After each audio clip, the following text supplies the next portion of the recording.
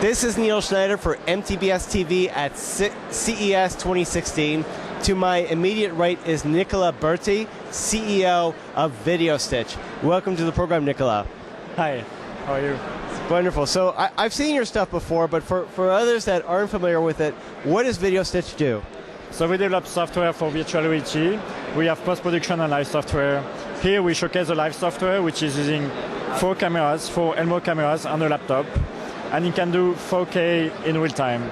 So the idea, you put this camera somewhere, like let's say it's at the front row of a stadium, and people can watch what is in the stadium, so it can be the Super Bowl in real time from their sofa. Okay, so let's rewind a little bit. Let's say there's all kinds of 3D 360-degree rigs, okay? And as I understand it, they're usually designed as a sphere with all types of cameras attached. So where do you fit in? Like how do you work with incoming content? So let's say you have 4 Elmo cameras. So what we do is we plug the 4 cameras into a computer, and then we run the software on top of the computer. And what the software will do is it will grab the 4 different video and actually stitch it together to have a full 360 panorama. And this is a video will stream to a server, and this is when people have the HMD on their eyes and their head, this is the video they will see. Okay, so for those unfamiliar, so you're taking content from multiple cameras, and as you say, you're stitching it together. So I take it you have this sphere of content to work with. And again, for those who are new to VR, why is it important to have a sphere of content? Okay, so when you talk about VR, you know, there is 2 main type of things in VR. There is either CGI content, so content that are fabricated, and there is the real-world content. So we are in the real-world content, and our goal is to capture the real world and be able to show it in a VR headset. This is really where we are. So again, so you're capturing this information. You've got the sphere of content, and I take it when you're looking with your head mount display and you're looking around, you're seeing different parts of the sphere. Is that correct? Yes. Here, like if I wear this headset, I can turn my head, look behind me, look in front of me, and I am really literally where the camera is in real time.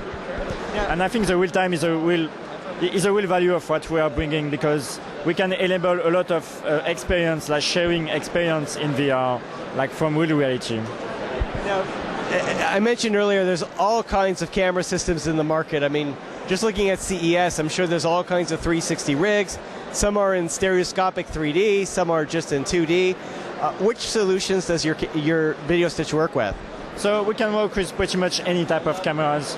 The idea is when you have a VR camera, you have different lenses and different sensors, and in every case you need to stitch the video together. And this is what we bring to many of the camera you can see here. Now, will it work with stereoscopic 3D content as well as 2D 360? Yes, we work with both monoscopic and stereoscopic. We show for the first time at a SIGGRAPH last year a stereoscopic prototype of our live stitching solution, and we have the only today live stitching solution in stereo. So what does it mean to have live stitching? So it's really live stitching or offline stitching. So live stitching is you can see the action as it happens. So let's say a concert, there is 2 ways to watch a concert. You can watch the concert of Lady Gaga next week while it is happening, or you can watch it, you know, as a recorded video like few months after. And what we are focusing on is really the live aspect. Now, when you're viewing the content live, is it just as good as quality as you would like 6 weeks later, or is it like a rush type of job? How would you describe it? No, it's really we focus on high quality live. So the goal is to be high quality and, you know, to not see any artifacts. So just be as you were there, without any stitching or latency or whatever you might think of. Now, when it comes to rendering just traditional 2D high-definition content, it could take quite some time. Now, some of these rigs could have like 16-plus cameras attached to them. How long, in your experience, could it take to process content with 360 material? So I think the 16 rig today, like there is several people having 16 or 22 rig cameras. The issue I see with those rig is that you need to send the video over the cloud, and it really takes days or weeks to have the video processed. And for me, it just doesn't work. You need, as a video producer, you need to see something quickly, and it needs to be at least a rough to see what you are filming. Because as a movie producer, if you don't have this, you will never understand what you are filming. Okay, so it's important to have that live component, yes, so you can see it in action. Because I imagine if you wait till the post-production room and there's a problem, it's very expensive and too late, I take it. Yeah, this is actually, I decided to start this software about 4 years ago to fund this company because actually I was doing a movie production for Renault 5 years ago, and the main issue of the production was that we have no idea what we were filming, like no idea at all, And because of that, we need to make several shots again, like several weeks after, and it's ended up to be a nightmare in terms of budget. We were out of the budget just because we have no idea of what we were filming.